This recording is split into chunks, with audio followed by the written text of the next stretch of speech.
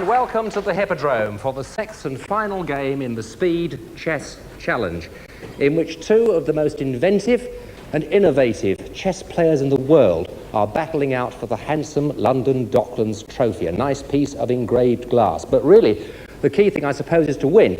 And to recap on the score, there's no way that Nigel Short can win, because at the moment it's Kasparov 4, Short 1. But still, there's an awful lot to play for, particularly in chess terms. So will you please welcome the world number 7 and the highest rated British player ever, Nigel Short.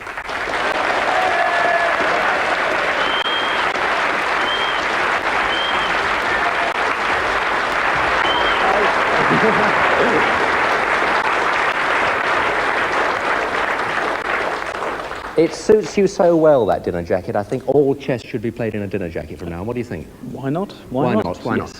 Nigel, you can't win the contest, but you can win this game. Now, I know Gary isn't listening, so what are you going to do? Well, I happen to know otherwise, so... So you're not going to tell? I'm not going to say. Have you got any devious tricks, you know, in the back pocket? Yes, well, I've always got devious tricks. All right, well, let's see how it works out. Nigel, good luck. Nigel Short.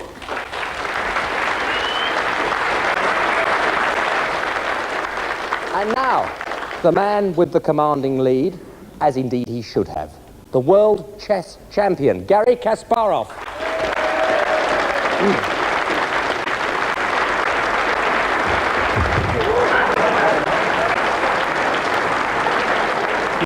Okay. I'm very happy. You're very happy? Yes. That was his trick. It's true. That's what he was doing with the margarine over the floor a few minutes ago. I'm used to see dirty tricks. You're used to seeing dirty Yes. tricks. Have you enjoyed the game so far? Yes, of course. Yes? Yes, especially the wind. Especially the wins? Yes. Yeah. No, not the result, but the event. Right, to the event? Yes, because I want to complain the result. You want to complain about the result? Yes. Why? Why? There is the only result when I can't complain. It's 6-love. You're a go and play chess. Garry Kasparov.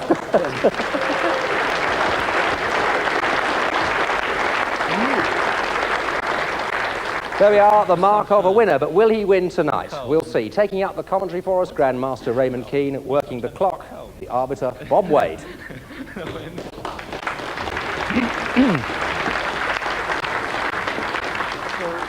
Give me a second, please, to recover.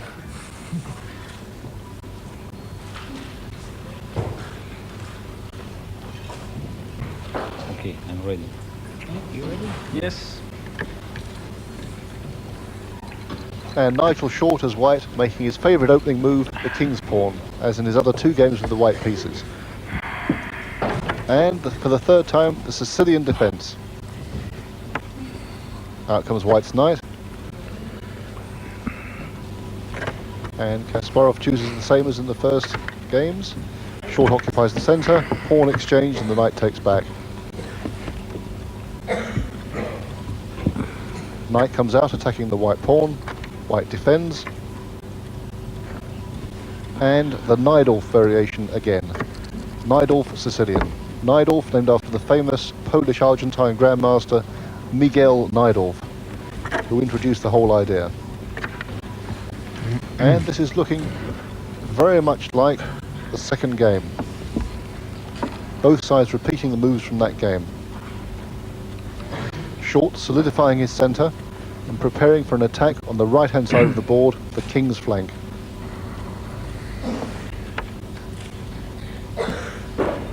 Black develops the knight. And that same sharp pawn thrust that we saw in the second game. Black stops the pawn advancing. Yes, the same pawn avalanche. The white massive pawns on the king's side, threatening to advance and swamp the black position. World champion in deep thought. The famous Rodin thinker pose. And a new move. The black knight jumps into the centre. Kasparov has deviated from the second game. So now we have an entirely new position on the board. Short faced with an unusual problem. The natural thing to do is for white to move the queen. No, he's moved the rook. Threatening to push on with pawn from g4 to g5.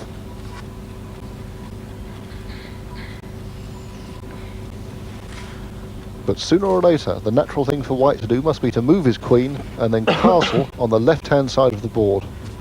That's the only way to prosecute a kingside attack. Black queen comes out, attacking the white pawn on b2.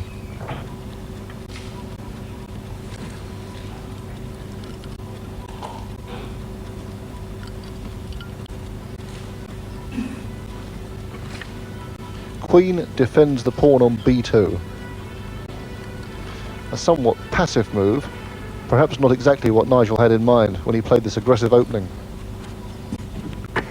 And Kasparov counterattacks immediately, a pawn thrust in the centre. White has problems here. His whole strategy must be to castle on the queen side of the board, the left flank.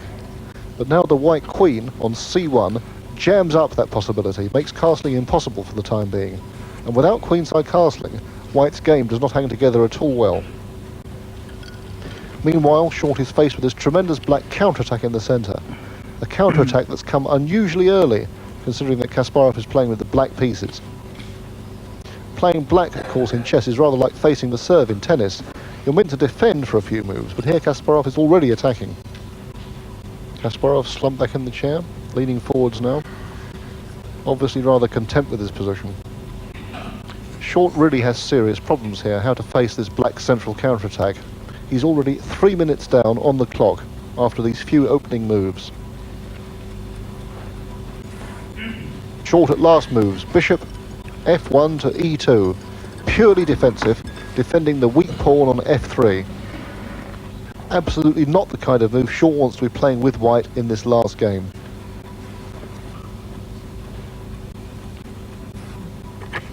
No, first of all the world champion captures pawns in the centre.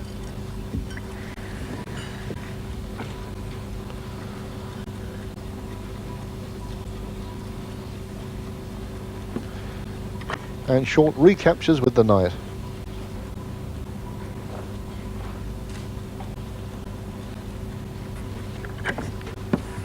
And knight takes knight, pawn takes knight.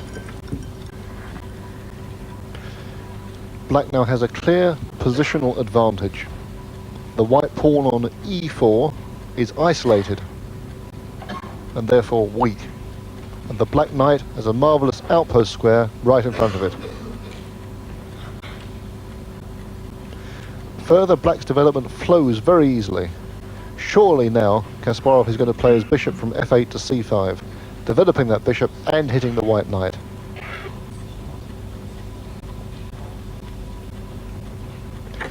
A modest move. Kasparov hasn't put the bishop on c5. I find that very surprising. But that bishop move attacks the white pawn on h4 and threatens to take it with check. This is something that Short absolutely must stop.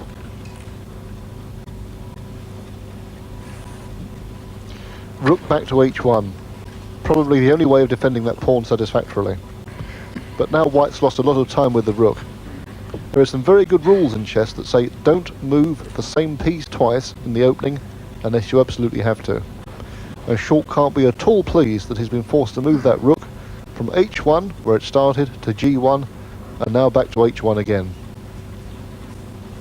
Kasparov pursing his lips. The veins standing out on his face. Concentration. This man has a brain like a massive computer. In fact, there's no computer in the world at the moment that can challenge Garry Kasparov at chess successfully. Only a minute between them now. Kasparov still thinking. He's got the advantage, but how to pursue it? And the bishop is developed. Pawn goes to c3. And Kasparov's queen retreats out of the line of white's bishop. Now Nigel must surely move his queen in order to get castled. No, first of all he drops the bishop back, a defensive move. Now Kasparov has a choice. castling kingside or castling queenside, both options for black here.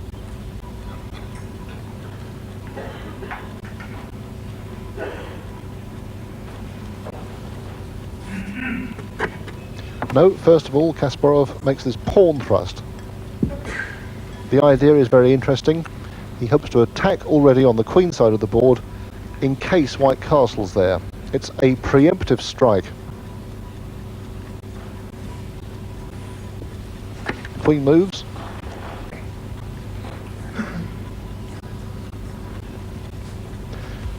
Now at last, castles queenside for white becomes possible.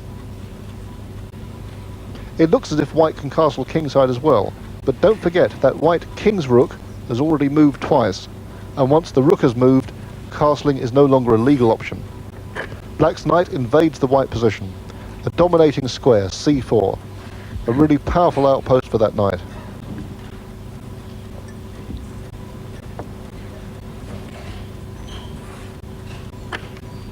Yes, Nigel's swapped off the black knight. This seems to be a forced move. Kasparov recaptures with the queen, and white attacks the queen with a pawn. Black's queen goes back. But this is looking very serious for Nigel. He has weak pawns everywhere. The pawn on e4 is weak, the pawn on c3 is weak. At last he castles queenside.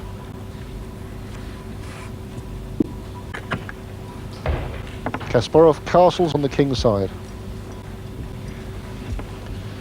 preparing to deploy his rooks for an attack against the white king. Nigel moves his king into relative safety on the b1 square.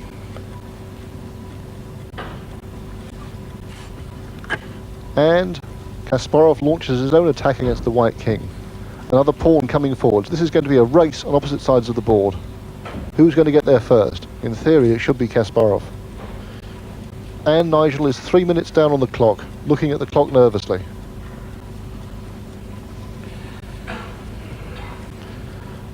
Nigel must get something going on the king's side if he's to survive this game. Yes, he sacrificed the pawn. Kasparov's blocked with h5, and the white rook comes back to g1.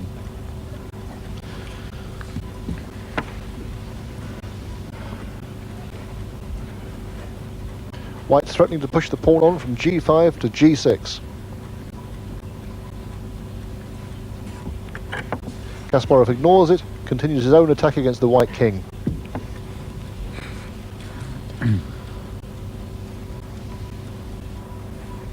The same tactic. White plays b3 to b4. Nigel has done exactly the same on the queen's side as Kasparov did on the king's side. He's blocked the assault, bypassing the black pawn rush. Kasparov puts a rook on c8, attacking the white pawn on c3. Black queen and black rook together, ganging up on the c3 pawn. That pawn must be defended. Nigel now almost 5 minutes down on the clock. The rook defends the pawn sideways. Nigel's hoping, obviously, to bring that rook across to the kingside, swinging it across the third rank to try and draw up some kingside counterplay.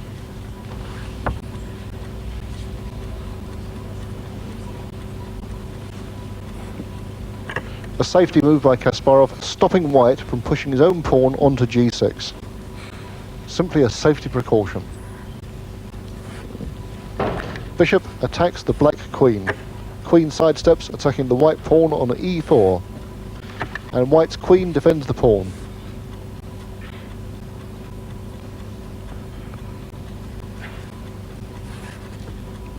Black rook advances to a strong outpost. I must say, Nigel is making the best of a bad job with this position. A good move. The bishop occupies an excellent post here, scything through the black king side. Nigel's position is still bad, but counter chances are developing. With a bishop like that, dominating the centre, there are always tactical tricks. Black doubles his rooks on the c-file, threatening the white pawn on c3.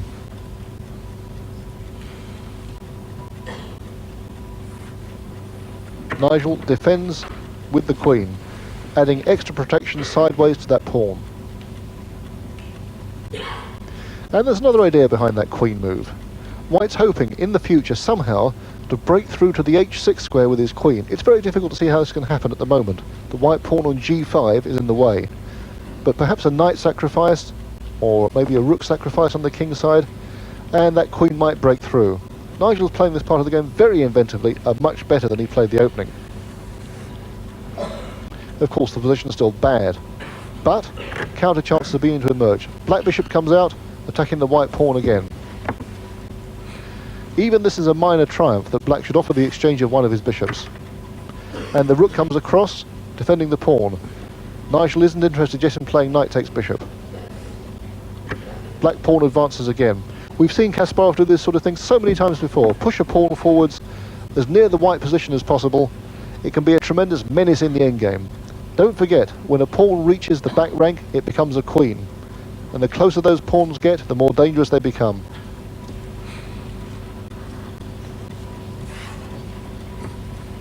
Queen goes to f4. Nigel certainly got some counter-attacking ideas on the king's side against Gary's own king. The time difference whittled down, only about 2 minutes in it now. And a defensive move. The bishop drops back, defending the pawn on f7. And White's knight retreats. Very good move. Now the bishop on e5 not only threatens on the king's side, but defends the c3 pawn backwards, retroactively. That bishop on e5 really is a tower of strength. Nigel's really making a fight of this. He's also threatened to play his knight to a5. Knight to a5. Does that stop it? Kasparov's moved his queen. Knight a5 is still possible. However, black then has one of those famous tricks for which Kasparov is absolutely notorious. If knight a5, rook takes b4, check is possible. Nigel mustn't fall into that. It's very tempting to play knight a5, but he mustn't do it. He's played knight a5. I didn't think this was possible. Maybe there's a flaw in the world champion's calculations. I must say it looked okay to me, but maybe there's something wrong. Perhaps Nigel's seen further. Maybe Nigel's idea is just to move his king into the corner to the a1 square. Black's move, if he plays rook takes b4 check, king a1. What a cunning idea by Nigel. It seems that the world champion has fallen into a trap of his own making.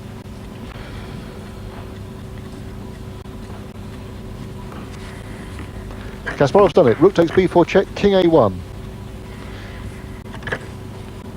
Queen moves out of the attack. Pawn takes rook. Queen takes pawn on b4. Queen retreats. Nigel short is a whole rook up. Kasparov now behind on the clock. Must be absolutely obvious to him that he's screwed up. This I don't believe. What is going on? The rook attacking the queen? White cannot take the rook. He should take queens. Extraordinary move by Kasparov, but it must be desperation. If Nigel doesn't panic, he must win this game. Queen takes queen. Bishop takes queen. And the rook moves. Pawn attacks. This is complete nonsense. White must be winning easily. Rook moves off attack. Kasparov takes the bishop. Rook takes bishop check. King moves out of check.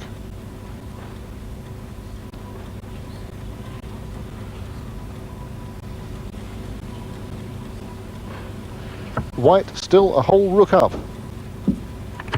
Knight retreats.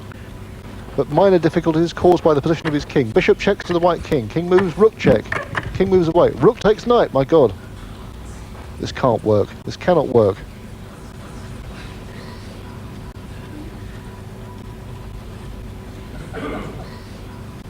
Just take the rook, Nigel.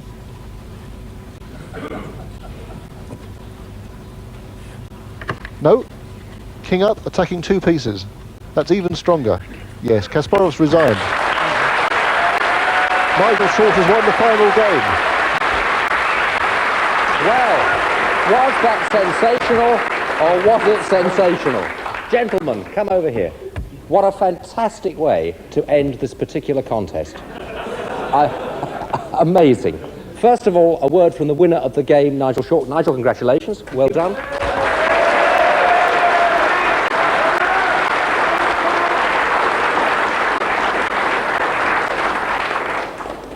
Be honest, you must have been worried in the early stages. Well, I certainly was. It's a very strange match because whenever I've got a reasonable position early on in the game, I've lost. But there, and when surely I've you got had an a- awful position like today, you know, then, well, I won. It was a very unusual match. It was certainly very... And how do you feel now? Oh, well, not too bad, not too bad. Not too bad. I'm not surprised. Gary, it wasn't 6-love. Yeah. It wasn't 5-1, it was 4-2. But there is no difference between 5-1 and 4-2. Surely, I couldn't win this position, Nigel. Bishop takes b4. C takes b4, bishop takes e4. Queen takes f4, rook takes b4 Listen, check. do the analysis afterwards. I explain him. Are you explaining to him why you Because, won? why I lost? Oh, why you lost, okay. No, I was much better again. It's very strange, yes. I lost 2 games when I had big advantage after the openings. But you must have thought after that opening that you had this game sewn up, surely. You must have been really... You certainly looked very confident. Like the third game. Yes, like the third game. Yes. And we know what happened in the third game. The same result, the same situation. But you did win the match. Gary Kasparov, Yes. many congratulations. Thank you. Marvellous. Nigel Short, what an amazing game. Gentlemen,